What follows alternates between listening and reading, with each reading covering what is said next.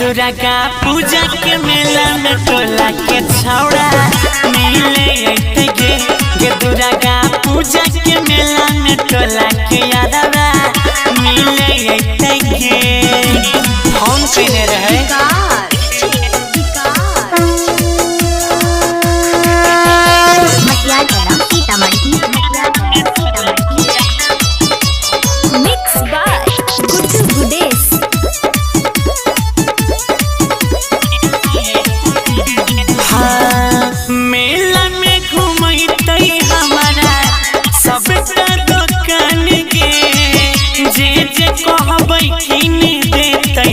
मनिहारा सामान गे बड़ी माने छे।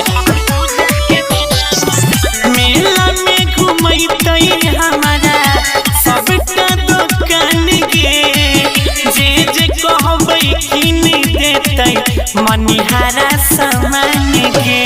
करि लेबै भेंट होइतै न लेट गाड़ी से अइतै गे करि लेबै भेंट होइतै न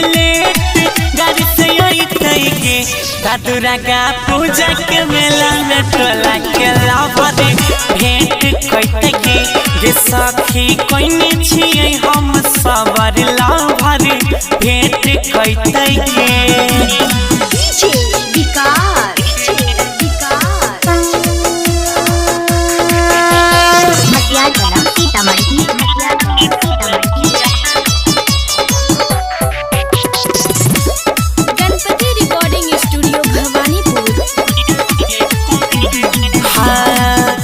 मैया के दर्शन दाना मिल करबै साथ गे फोटो खींचबै संग में करबै कुछ बात गे।